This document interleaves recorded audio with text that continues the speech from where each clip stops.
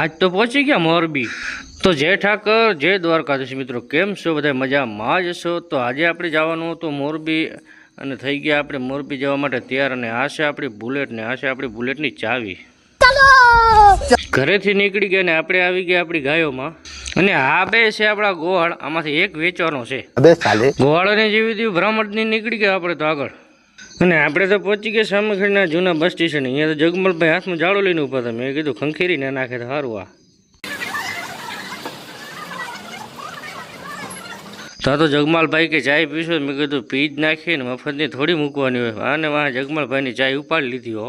માતાજી સુખી રાખે યાર, આ ઘા સહન નથી થતા। જગમાલભાઈની ચાય પીને ચડી ગયા આપણે બસમાં। થઈ ગયો બપોર ટાણોનો, એટલે જમવા ઉભી રહી બસ ને। ઉતર્યા તો ઉતરી ગયો, પણ વર્તા હું બસ જ ભૂલી ગયો કઈ બસમાંથી ઉતર્યો તો હું। માંડ બસ જડીને પહોંચી ગયા મોરબી। અને અહીંયા જોયું તો મોટી મોટી બિલ્ડિંગો।